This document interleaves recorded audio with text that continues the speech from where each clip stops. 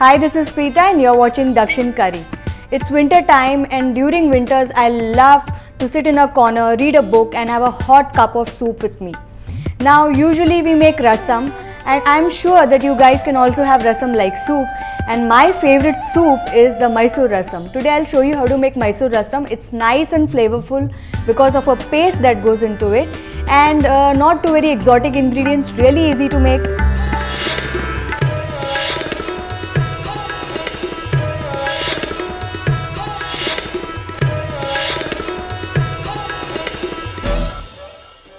Let's quickly have a look at the ingredients.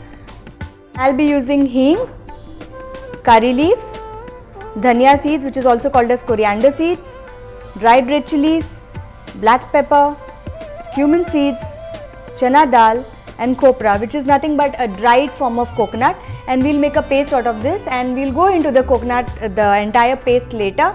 Apart from that, I'll be using tamarind water, turmeric, salt, tomato, one large tomato which is chopped, dal, I've used Toor dal in this, which I have cooked along with 1 cup of water, some more water for cooking, coriander leaves, mustard seeds, ghee and oil. So let's start with the paste. A teaspoon of oil, not more. And what we have to do is we have to roast all the ingredients. First we'll start with the hing, very little hing. I'll also add the curry leaves. I'll just increase the heat a little and I'll add, as you can see, this is bubbling up. I'll add the rest of the ingredients. I'm going to add half a teaspoon of cumin, half a teaspoon of pepper, and I'm going to mix this.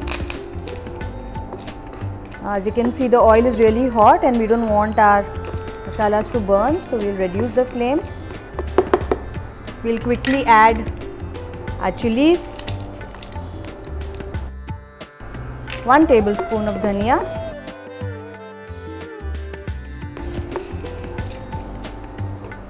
I'll add 1.5 teaspoons of chana dal, and you'll get a really nice fragrance of dhania. Now, as you can see, the chilies are also darkening. We'll add the khopra.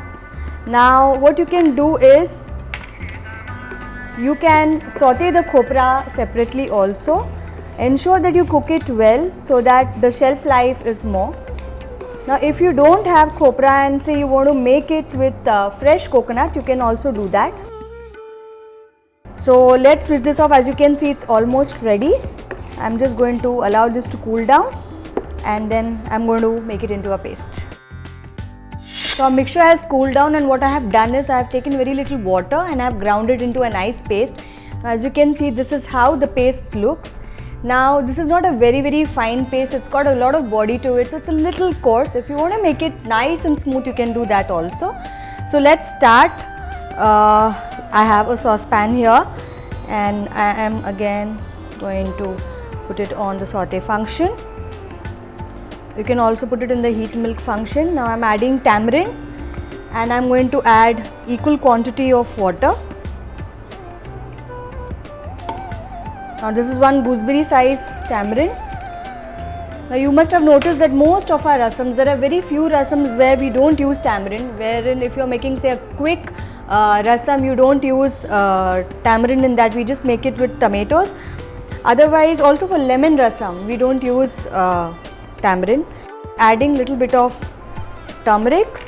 And what I will also do is I will add a few tomatoes now. I'll be adding some later so that it also gives its nice tangy flavor. I'm adding all the juice inside, and we'll keep a couple to add later.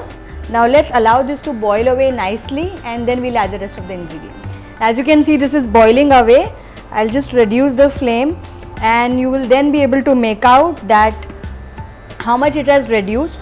Also the aroma of tamarind, raw tamarind is kind of gone away, not completely, but I can get a nice aroma of the tomatoes also.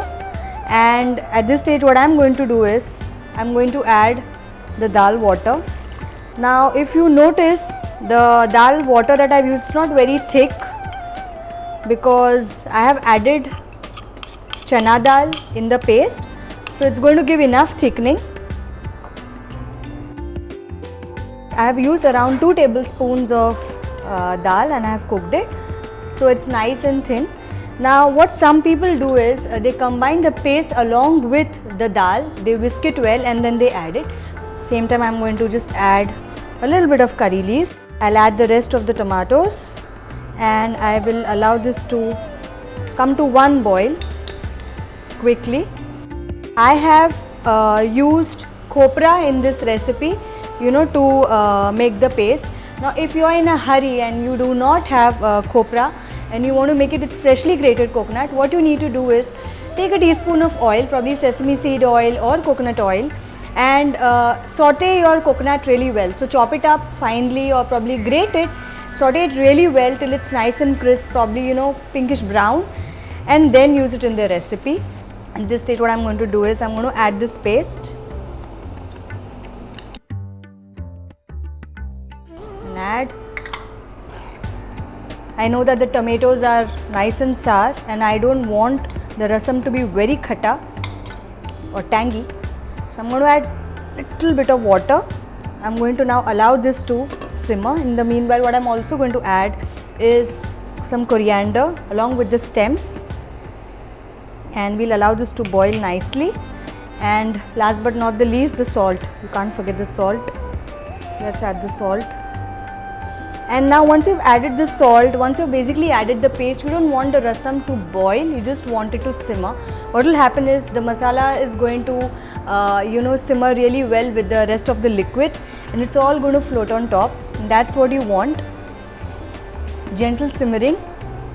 So we'll give it good 5 minutes to simmer and after that we'll make our tadka and add it to the rasam. Now the flavor of this rasam comes out really well when you're going to add ghee.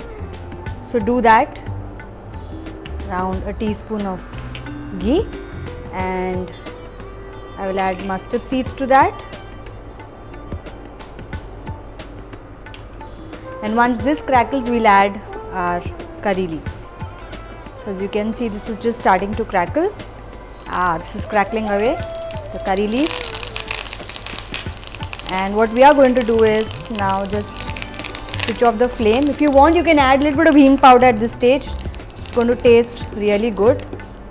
Now we'll just add this to our rasam. Let me get my rasam here. And we'll pour this entire thing. I love that sizzle.